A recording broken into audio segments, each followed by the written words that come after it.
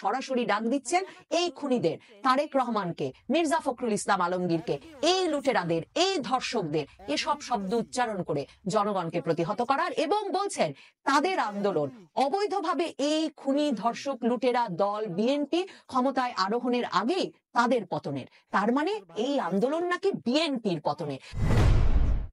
বাংলাদেশে 1 বছর আগে আওয়ামী লীগ পতনের আন্দোলনের পর 1 বছরের মাথায় এসে সারা দেশ জুড়ে বিএনপি পতনের আন্দোলন শুরু হয়েছে। আমি নিশ্চিতভাবে জানি যে বাংলাদেশের রাজনৈতিক পর্যবেক্ষকেরা একে বিএনপির একেবারে নিঃশেষ হয়ে যাওয়ার শেষ আঘাত বলে দেখবার যথেষ্ট গুরুতর কারণ আছে বলে মনে করছেন। কারণ দেখুন, সারা বাংলাদেশ জুড়ে বিএনপি পতনের আন্দোলন কেন বলছি।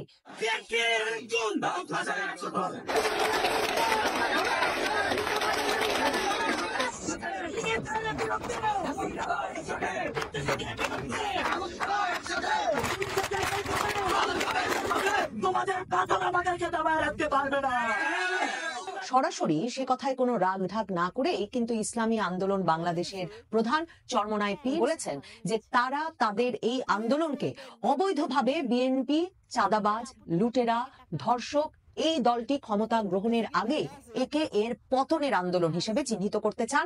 তারা বিএনপির পতন চান। কারণ বিএনপিকে যে শব্দগুলো বললাম, সরাসরি এই শব্দগুলো ব্যবহার করে চরমনাই পীর তার সমাবেশ থেকে বলেছেন বিএনপিকে তারা ধর্ষক, লুটেরা, চাঁদাবাজ বলে মনে করে এবং এই দলকে যে কোনো মূল্যে তারা প্রতিহত করবে।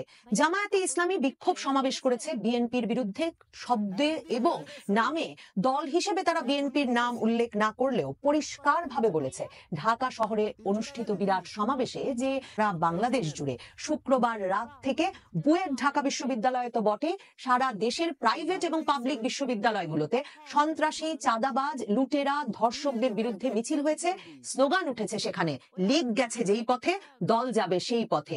সেখানে স্লোগান উঠেছে এমন অশ্লীল শব্দেরও যেই শব্দ উচ্চারণ করে আমার পক্ষে সেই স্লোগান আপনাদেরকে শোনানো সম্ভব নয়। তবে 1, 2, 3, 4 দিয়ে বিএনপি, তারেক রহমান, ছাত্রদল, যুবদলকে উদ্দেশ্য করে সেই অশ্লীল স্লোগানের পাশাপাশি সারা বাংলাদেশ জুড়ে এই সব স্লোগান এবং মিছিল থেকে বিএনপিকে প্রতিহত করবার, তাদের ক্ষমতায় যাওয়ার পথকে প্রতিহত করবার, সেই দিবাস্বপ্নকে প্রতিহত করবার সরাসরি ডাক এসেছে।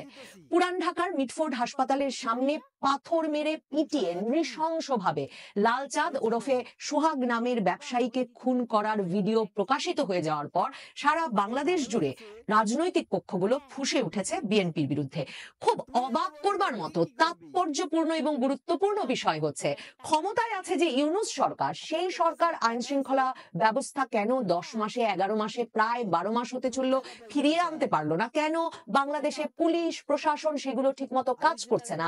কি করে বাংলাদেশটা এমন দেশে পরিণত হলো গত 10-11 মাসে যে প্রকাশ্যে পাথর মেরে পিটিয়ে খুন করা যাচ্ছে বেশ খানিকটা সময় নিয়ে ঢাকার বুকে একজন ব্যক্তিকে, অথচ পুলিশ প্রশাসন বা জনসাধারণ কেউ এগিয়ে আসার সাহস পাচ্ছে না? যেই প্রশ্নগুলো ওঠা হয়তো স্বাভাবিক ছিল, সেই প্রশ্নগুলো শুক্রবারে বুধবারের সেই খুনের ঘটনার ভিডিও বেরিয়ে আসার পরেও উঠছে না, বরং সকলের অভিযোগের আঙুল বিএনপির দিকে। কারণ জামায়াতে ইসলামী, ইসলামী আন্দোলন বাংলাদেশ সহ এনসিপি তো বটেই, ছাত্রদের দল, এরা প্রত্যেকে গত কয়েক মাস ধরে বলে আসছিল যে সারা দেশ জুড়ে সন্ত্রাসবাদ এবং লুটপাটের রাজত্ব কায়েম করেছে চাঁদাবাজ দল বিএনপি। তবে বিএনপি বলে আসছিল তাদের বিরাট দল এবং তারা দল থেকে বহিষ্কার করছে, তারা দলীয় শৃঙ্খলা ভঙ্গের দায়ে যা যা ব্যবস্থা নেওয়া যায় তা করছে বটে, কিন্তু নির্বাচন যেহেতু আরো পিছিয়ে যাচ্ছে তারা দলকে কিছুতেই নিয়ন্ত্রণে আনতে পারছে না।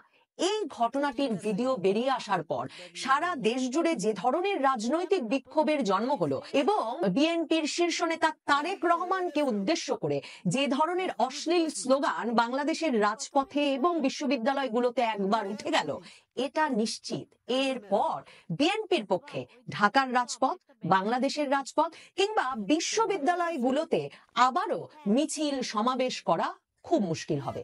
বিএনপির জন্য গত আগস্টের পর এই সময়টাই সবচেয়ে বিপজ্জনক, সবচেয়ে স্পর্শকাতর এবং সম্ভবত বিএনপির অস্তিত্ব বিলীন হয়ে যাওয়ার এক গুরুতর সম্ভাবনা নিয়ে হাজির হয়েছে। পিনাকি ভট্টাচার্য আওয়ামী লীগের ডাবল দুঃশাসন নিয়ে আসবে। এই যে লুটপাট, চাঁদাবাজি, ধর্ষণ, সন্ত্রাস, এই খুনিদেরকে আবারও ক্ষমতায় আনতেই কি আমাদের সন্তানেরা রক্ত দিয়েছিল? বারবার আমাদের সন্তানদের দেওয়া রক্তের পথ মারিয়ে এই খুনিরাই ক্ষমতায় আসবে? এসব প্রশ্ন ছুড়ে দিচ্ছেন এবং নিশ্চিত ভবিষ্যৎবাণী করছেন যে আওয়ামী লীগের ডাবল দুঃশাসন নিয়ে বিএনপি হাজির হবে। তার মানে পিনাকি ভট্টাচার্য তার ভক্তবৃন্দের উদ্দেশ্যে, তার লাখো কোটি অনুসারীর উদ্দেশ্যে ডাক দিচ্ছেন বিএনপিকে প্রতিহত করার। চরমোনাই পীর তার সমাবেশ থেকে কোনো রাগঢাক না করে সরাসরি বলেছেন এই খুনের দায়িত্ব তারেক রহমানকে নিতে হবে, এই খুনের দায়িত্ব মির্জা ফখরুল ইসলাম আলমগীরকে নিতে হবে। তিনি একবারও বলেন নাই এই খুনের দায়িত্ব ডক্টর ইউনূসকে নিতে হবে, কারণ তিনি অন্তর্বর্তীকালীন সরকারের প্রধান হিসেবে দায়িত্বে আছেন, কিংবা তিনি বলেন নাই বর্তমান স্বরাষ্ট্রমন্ত্রী জাহাঙ্গীর আলম চৌধুরী, স্বরাষ্ট্র উপদেষ্টা, সেই ব্যক্তিকে এই খুনের দায়িত্ব নিতে হবে। বরং চরমোনাই পীর সরাসরি উল্লেখ করেছেন এই খুনের দায়িত্ব তারেক রহমানকে নিতে হবে, মির্জা ফখরুল ইসলাম আলমগীরকে নিতে হবে। আমন্ত্রণ জানান নাই কারণ বিএনপি তাদের কথা অনুযায়ী আনুপাতিক প্রতিনিধিত্ব হারে নির্বাচনের পক্ষে নয়। এই কারণে তারা আন্দোলনের সহযাত্রী এবং বিএনপিকে তারা আন্দোলনের সহযাত্রী বলে মনে করেন না, সে কারণে বিএনপিকে সেই মঞ্চে আমন্ত্রণ জানানো হয় নাই।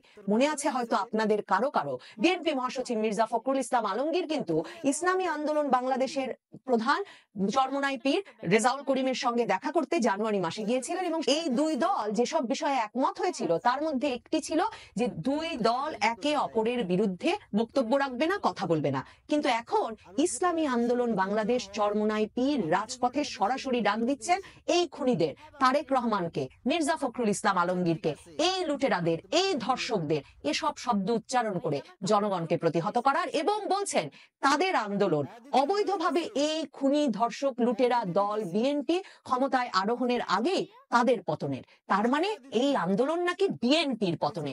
বিএনপি কোথায় যাবে? বিএনপি সারা বাংলাদেশ জুড়ে 5ই আগস্টের পর থেকে সন্ত্রাস, চাঁদাবাজি, লুটপাটের সকল দায়িত্ব আর ইজারা নিয়ে নিয়েছে। এই অভিযোগ চলছে 10 মাসের বেশি সময় ধরে।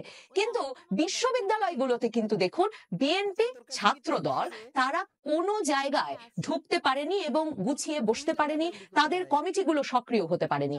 সবগুলো বিশ্ববিদ্যালয় দখলে রেখেছে সাধারণ শিক্ষার্থীরা, যেই সাধারণ শিক্ষার্থীরা শুক্রবার বিকেলে পুরান ঢাকার খুনের ভিডিও ভাইরাল হওয়ার পরে সকল বিশ্ববিদ্যালয়ে নেমে এলেন এবং স্লোগান দেওয়া শুরু করলেন বিএনপি, ছাত্র দল, যুব দলের বিরুদ্ধে।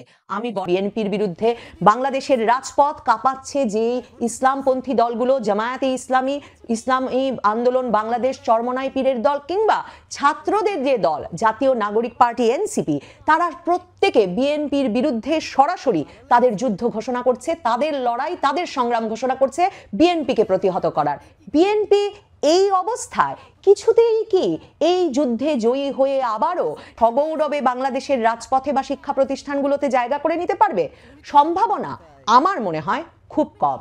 যেই বিএনপির নেতা, কর্মী, বুদ্ধিজীবী এবং সমর্থকেরা সারা বাংলাদেশ জুড়ে বঙ্গবন্ধুর ভাস্কর্য মিউরাল ভাঙা, মুক্তিযুদ্ধের ভাস্কর্য মিউরাল ভাঙা কিংবা 32 নম্বরের বাড়ি ভাঙার ঘটনাকে বাংলাদেশের মানুষের ক্ষোভের বহিঃপ্রকাশ হিসেবে বর্ণনা করছিলেন, বলছিলেন ফ্যাসিস্টের শেষ চিহ্ন মুছে দেওয়ার ইঙ্গিত হিসেবে, সেই বিএনপির প্রতিষ্ঠাতা প্রেসিডেন্ট জিয়াউর রহমানের ছবি পা দিয়ে মারানোর এবং পা দিয়ে মারাতে মারাতে বিএনপিকে প্রতিহত